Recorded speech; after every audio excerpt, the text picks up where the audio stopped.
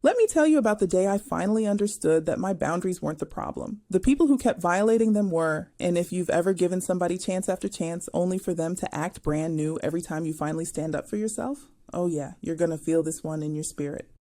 So this was a few months ago. I was dealing with somebody who always needed something, always had a crisis, always had a reason why my time, my energy, and my peace needed to be rearranged for them. And me, I'm in my soft life era, baby. I don't do chaos. I don't do confusion. I don't do emotional gym memberships, that constant back and forth, up and down. Nope, not subscribing. So one day they text me like, hey, can you talk right now? It's kind of urgent. And I'm like, I can't right now. I'm recharging. That's it. That's the whole text. Do you know this person texted back, wow, okay, I guess I'll just figure everything out alone then? Excuse me? Not alone, as in without using me as your emotional support animal. You'll be okay. Now listen, before I responded, I sat there staring at that text for a good 3 minutes. And in those 3 minutes, I felt everything. I felt guilt creeping in like, maybe I should have just answered. Maybe they really need me. I felt frustration like, why is it always my responsibility to fix their feelings?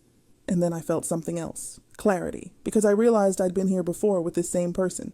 And every single time I dropped everything to show up for them, they never once asked if I was okay.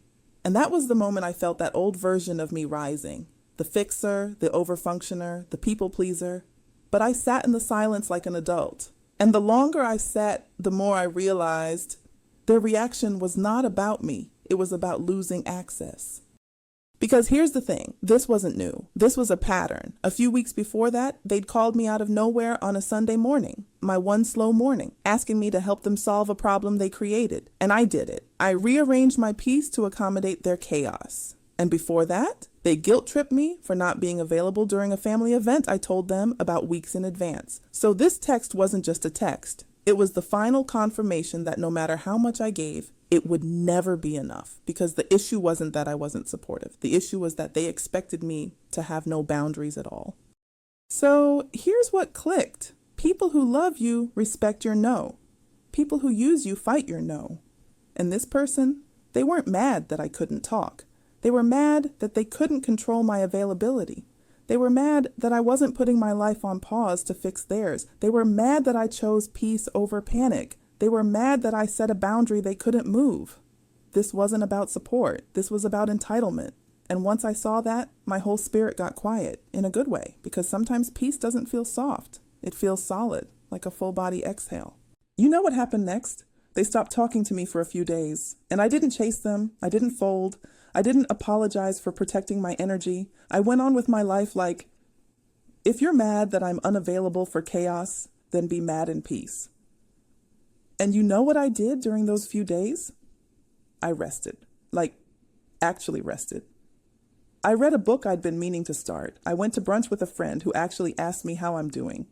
I took a long bath and didn't check my phone once. And somewhere in all that stillness, I realized something wild. I didn't miss them. I missed the version of myself I used to be before I started bending to keep them comfortable. Because when you stop overextending for people who don't appreciate it, you get yourself back. And that version of you, she's the one worth protecting. And the truth, when someone disappears because you set a boundary, they were never planning to love you in a healthy way anyway. I didn't lose anything. I just stopped being used. So this is your reminder. Your boundaries are not the problem. People who expect access without effort, they are the problem. People who only love you when you're available, they are the problem. People who punish you for having needs, also the problem. Soft life does not mean weak life. It means living in peace on purpose. And sometimes the most loving thing you can do for yourself is stop letting people borrow your energy for free. Here's what boundaries actually look like in real life. I can't talk right now, but I can check in with you tomorrow afternoon. That's a boundary. I love you, but I'm not available to solve this for you. That's a boundary. I need some time to recharge before I can show up fully. Also a boundary. You don't have to be mean. You don't have to explain yourself into exhaustion. You just have to mean what you say and not feel guilty about it.